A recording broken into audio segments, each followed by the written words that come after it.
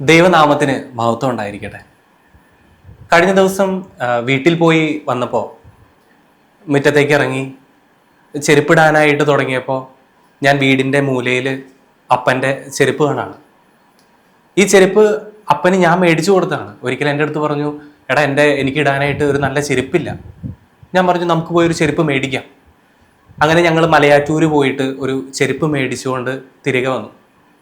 അപ്പൻ എവിടെ പോയാലും ആ ചെരുപ്പ് തന്നെ ഇടും. എന്നിട്ട് പോയി വന്നതിന് ശേഷം ആ ചെരുപ്പൊക്കെ ഒന്ന് നന്നായിട്ട് തുടച്ച് തൻ്റെ അലമാരയിൽ കയറ്റി വെച്ച് സുരക്ഷിതമായിട്ട് വയ്ക്കും. ആ ഒരു ചെരുപ്പാണ് ഞാൻ അന്ന് മുറ്റത്ത് കണ്ടത്.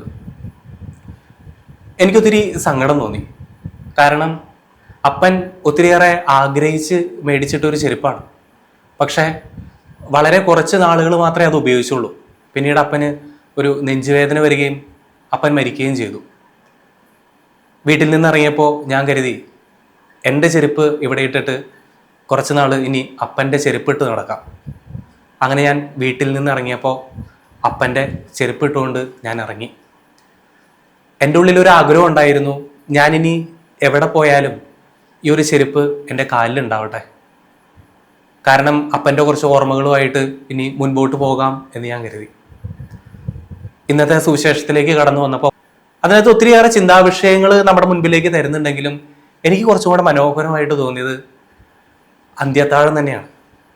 യേശുവും ശിഷ്യന്മാരും എല്ലാം ആ താഴമേശയുടെ ചുറ്റും ഇരിക്കുകയാണ്.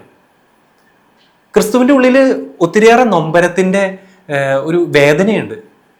കാരണം ഇനിയുള്ളതെല്ലാം ഒരു ഓർമ്മയാകാൻ പോവുകയാണ്. ഒരു ഓർമ്മയാണ്. ഇത്രയും നാള് കളിച്ച് ചിരിച്ച നടന്ന വഴികളിലൂടെ ഇനിയൊരു യാത്രയില്ല. കൂട്ടം കൂടിയിരുന്ന് പറഞ്ഞ തമാശകളില്ല. അപ്പം പങ്കുവെച്ചതുപോലെ ഇനി അപ്പം പങ്കുവെക്കുന്നില്ല.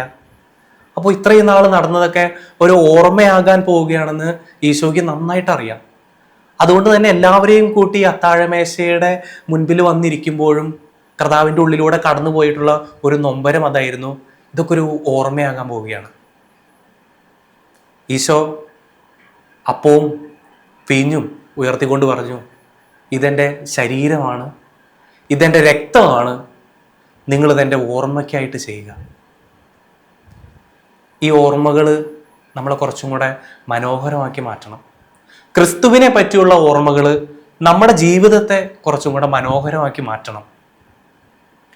ചിലപ്പോഴൊക്കെ നമ്മുടെ ജീവിതത്തിൽ ചില ഓർമ്മകൾ നമ്മളെ പുറകോട്ട് വലിക്കാറുണ്ട്.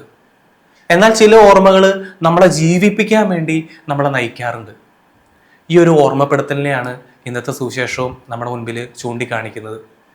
നല്ല ക്രിസ്തുവിനെ പറ്റിയുള്ള ഓർമ്മകൾ നമ്മുടെ ജീവിതത്തെ മുൻപോട്ട് നയിക്കട്ടെ. അത്താഴത്തിന് ശേഷം ഓരോ ശിഷ്യരുടെ കാൽപാദങ്ങളെടുത്ത് കഴുകി തുടച്ച് ചുംബിക്കുന്ന ഈശോയെ നമ്മൾ കാണുന്നുണ്ട്.